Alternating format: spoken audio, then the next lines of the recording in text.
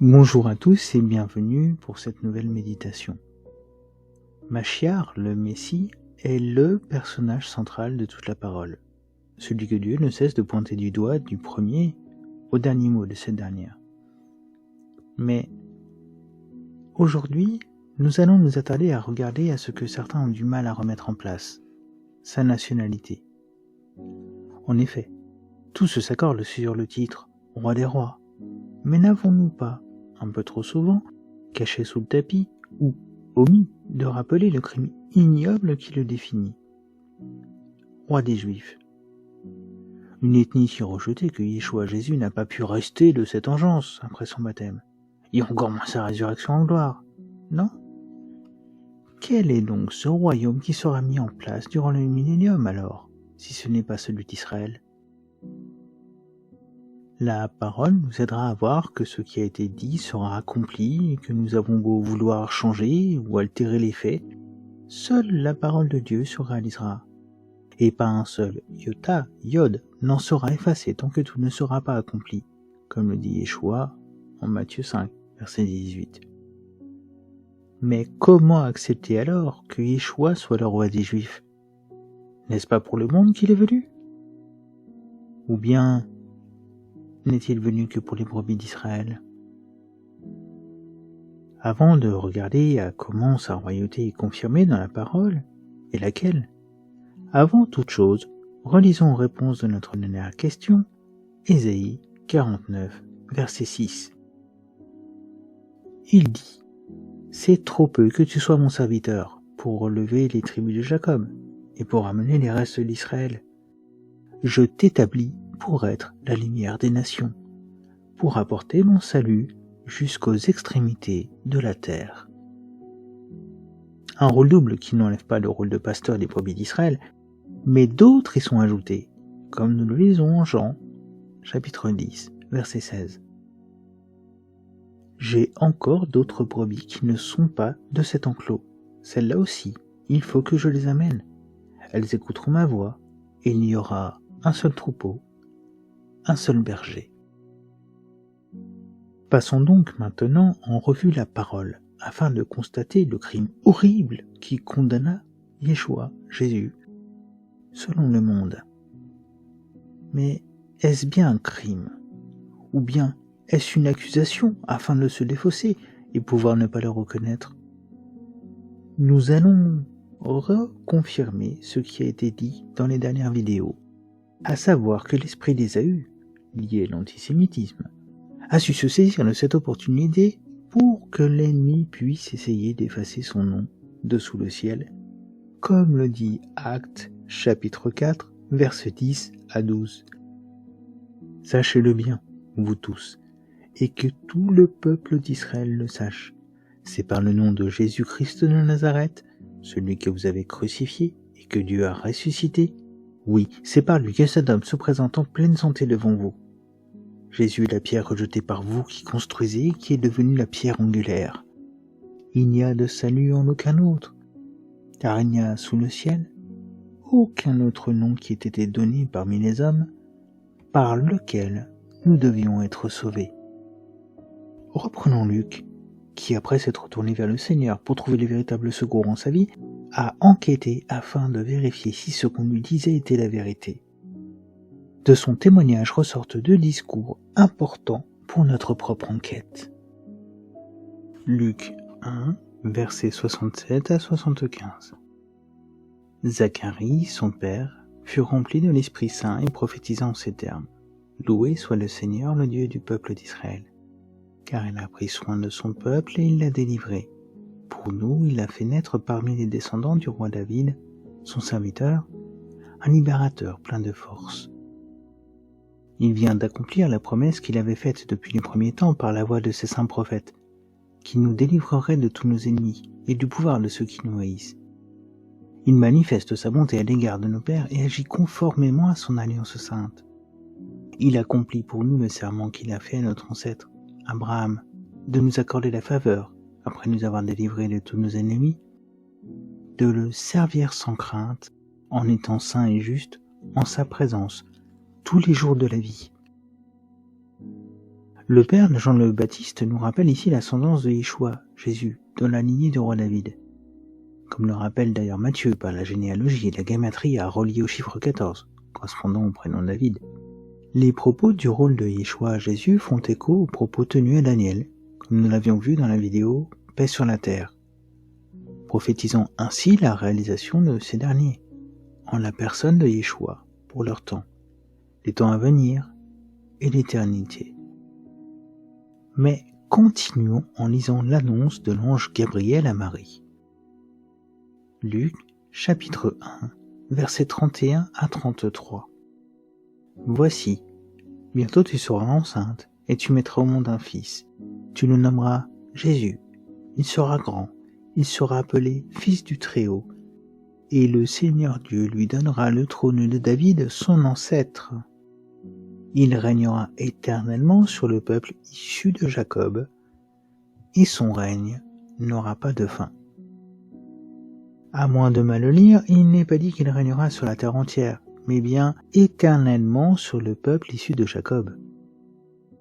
Une référence directe aux propos de Daniel 7 concernant le règne du Fils de l'homme sur les nuées. Il lui sera donné avant tout le trône de David, son ancêtre, ce qui fait bien de lui le roi des Juifs, ou tout du moins l'un des prétendants à cette place. Matthieu, chapitre 1, versets 19 à 21. Joseph, son futur mari, était un homme bon et droit. Il ne voulait pas la livrer au déshonneur. C'est pourquoi il se proposa de rompre ses fiançailles sans en ébruiter la raison.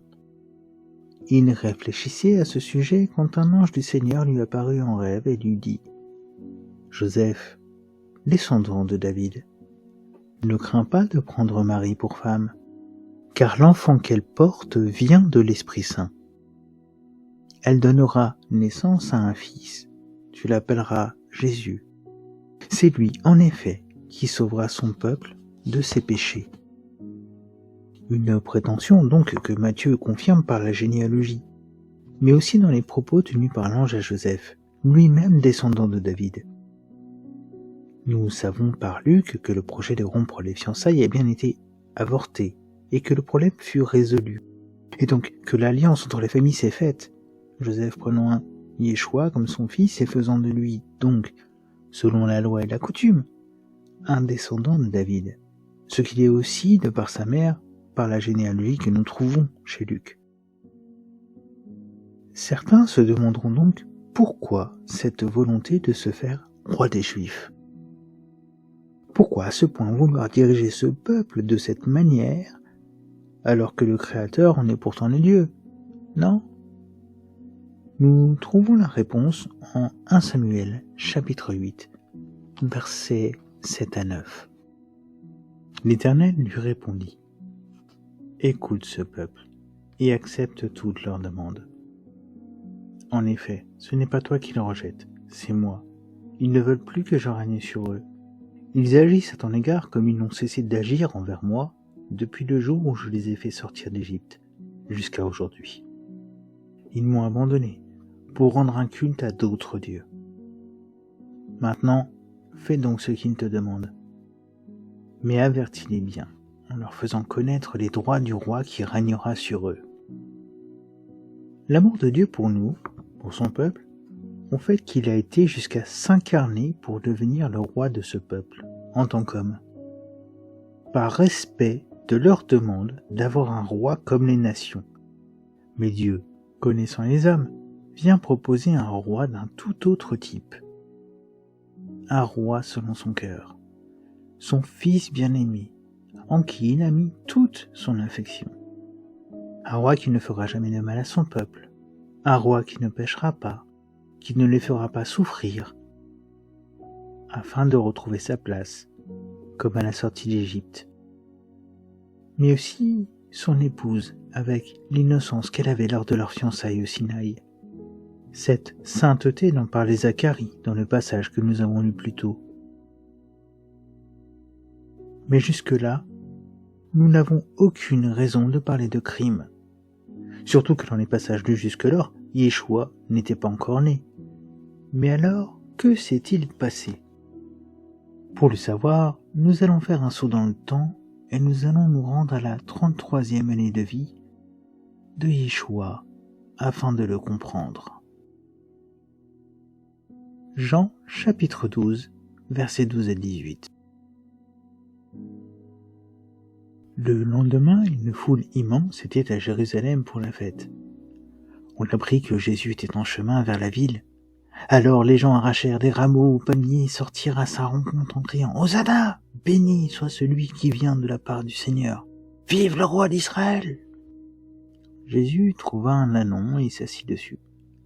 Selon cette parole de l'Écriture, « Sois sans crainte, communauté de Sion, car ton roi vient, monté sur un ânon. » Sur le moment, ses disciples ne comprirent pas ce qui se passait. Mais quand Jésus fut entré dans sa gloire, ils se souvinrent que ces choses avaient été écrites à son sujet et qu'elles lui étaient arrivées. Tous ceux qui étaient avec Jésus lorsqu'il avait appelé Lazare à sortir du tombeau et l'avait ressuscité d'entre les morts, témoignaient de ce qu'ils avaient vu. D'ailleurs, si les foules venaient si nombreuses au-devant de lui, c'était aussi parce qu'elles avaient entendu parler du signe miraculeux qu'il avait accompli. Ce passage et le suivant nous montrent qu'il y a deux comportements de la part de la population envers Yeshua Jésus après la résurrection de Lazare.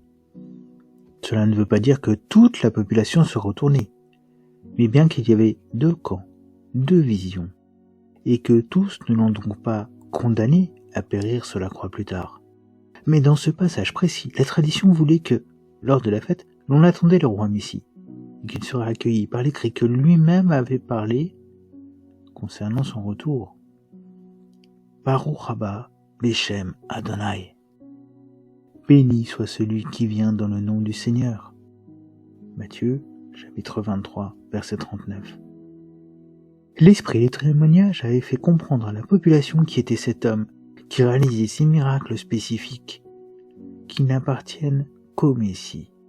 Des miracles donc qui obligeaient ceux du temple, qui avaient observé les guérisons, comme celle des lépreux par exemple, à annoncer et proclamer le roi Messie, afin de respecter, comme cela fut le cas par Moïse pour être reconnu, avant de prendre en charge le peuple. Jean chapitre 11 versets 47 à 52. Alors, les chefs des prêtres et les pharisiens convoquèrent le grand conseil. « Qu'allons-nous faire ?» disaient-ils. « Cet homme a accompli trop de signes miraculeux.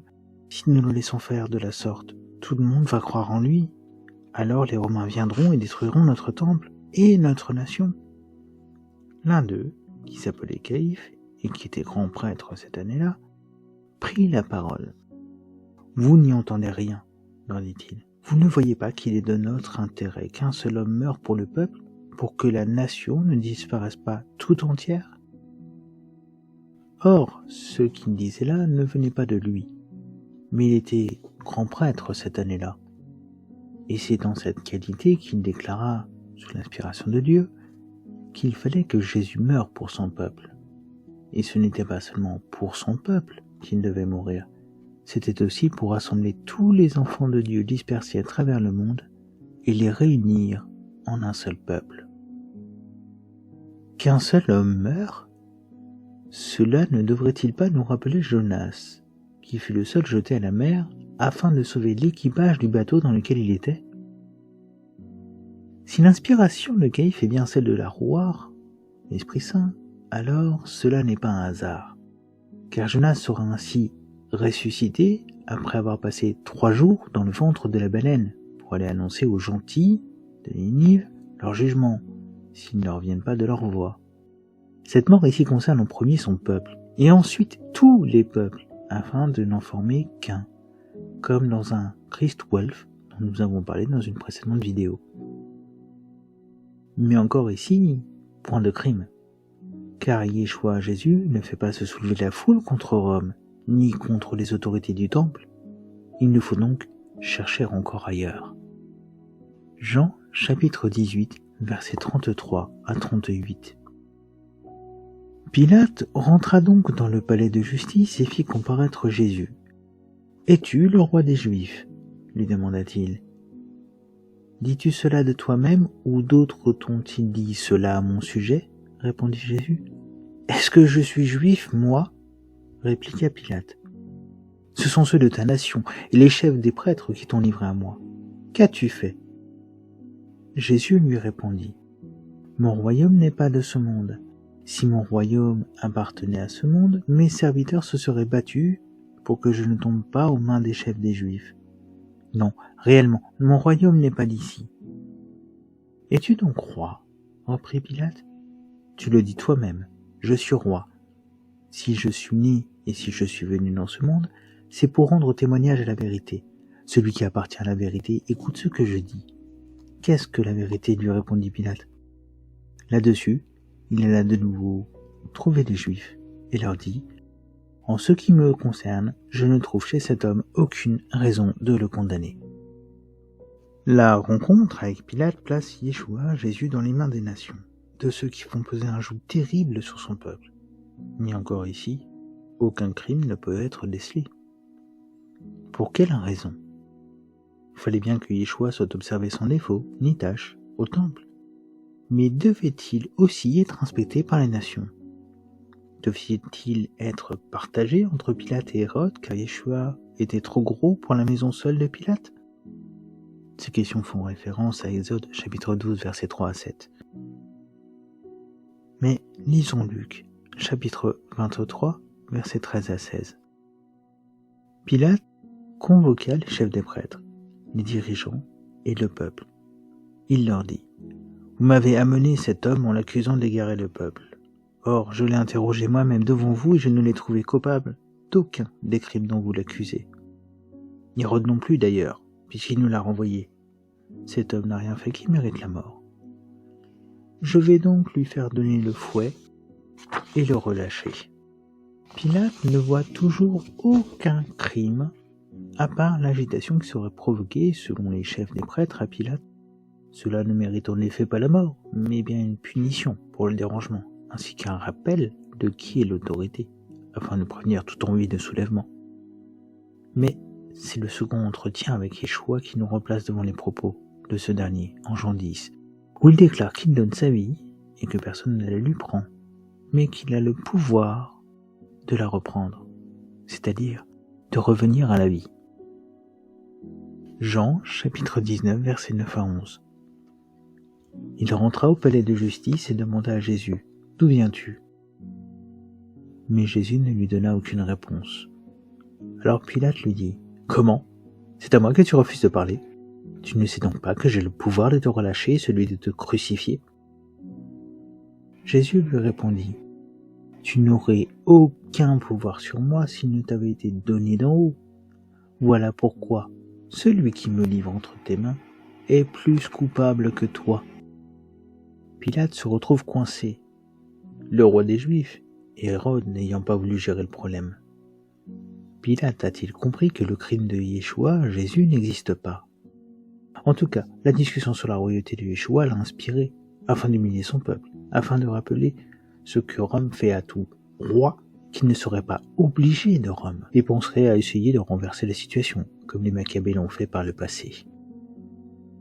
Luc, chapitre 23, versets 35 à 38. La foule se tenait tout autour et regardait. Quant au chef du peuple, il ricanait en disant : « Celui qui a sauvé les autres, qu'il se sauve donc lui-même, s'il est le Messie, l'élu de Dieu. » Les soldats aussi se moquaient de lui. Ils s'approchaient, lui présentaient du vinaigre en lui disant : « Si tu es le roi des Juifs, sauve-toi toi-même. » Au-dessus de sa tête, il y avait un écriteau portant ces mots : « Celui-ci est le roi des Juifs. » Les panneaux, comme déjà mentionné dans une précédente vidéo, étaient les actes d'accusation de ceux qui mouraient sur la croix, afin que tous puissent voir et sachent la pénalité impliquée pour chaque acte. Mais ici, la condamnation n'est pas commune. Jean, chapitre 19, versets 19 à 22.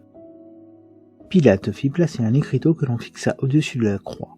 Il portait cette inscription : « Jésus de Nazareth, le roi des Juifs. » Comme l'endroit où Jésus avait été crucifié se trouvait près de la ville, beaucoup de Juifs lurent l'inscription écrite en hébreu, en latin et en grec. Les chefs des prêtres protestèrent auprès de Pilate. Il ne fallait pas mettre le roi des Juifs, mais cet homme a dit « Je suis le roi des Juifs ». Pilate répliqua « Ce que j'ai écrit restera écrit ». En effet, les chefs des prêtres ne se seraient pas déplacés pour une broutille, mais bien parce que le panneau porte une mention qui les a provoqués, bien plus que ne le pense Pilate. Les initiales que nous connaissons bien souvent en romain Yénéri donnent en hébreu Yeshua, Anotsri ou Meler Ayodim. En initiale, Yod et Vav et YHVH.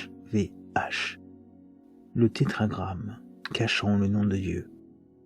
Le crime est donc revenu sur le peuple qui a demandé à ce que son sang soit sur leurs mains et celui de leur descendance. Un crime qui rappelle qui est le véritable roi d'Israël. Et quel roi est donc Yeshua avant d'être le roi des rois, celui des Juifs. Un crime si ignoble que le monde tente de l'oublier, de l'effacer, et c'est une des raisons pour lesquelles son propre peuple ne le reconnaît pas, comme Joseph ne fut pas reconnu par ses frères en Égypte. Mais nous avons la possibilité de lui rendre son identité. Nous avons la possibilité de nous faire complices du rétablissement de cette vérité, comme elle fut comprise par les apôtres et Luc dans le livre des Actes par le dernier verset que nous allons voir ensemble. Actes, chapitre 1, versets 6 et 8. Comme ils étaient réunis autour de lui, ils lui demandèrent « Seigneur, est-ce à ce moment-là que tu rendras le royaume à Israël ?» Il leur répondit « Il ne vous appartient pas de connaître les temps et les moments que le Père a fixés de sa propre autorité. Mais le Saint-Esprit descendra sur vous. Vous recevrez sa puissance et vous serez mes témoins à Jérusalem, dans toute la Judée et la Samarie, et jusqu'au bout du monde. » Sommes-nous de faux témoins? De mauvais témoins? Ou des témoins fidèles qui connaissent parfaitement, personnellement celui qu'ils annoncent? Il est temps de laisser Machiar se révéler à ses frères, de changer cet acte d'accusation en acte de proclamation, comme l'affirma Pilate en disant que ce qu'il avait écrit le restera. Si Machiar vient faire tikkun haolam, la restauration de toute chose, cela est aussi la restauration du trône de l'Éternel sur la terre, dans le salut des hommes, et avant tout de son peuple qu'il a choisi dès avant la création pour porter la lumière aux nations. Je vous donne rendez-vous lors de la prochaine vidéo. D'ici là, n'hésitez pas à laisser un commentaire ou à vous abonner pour être tenu au courant de la prochaine sortie. Que l'Éternel vous bénisse et vous garde.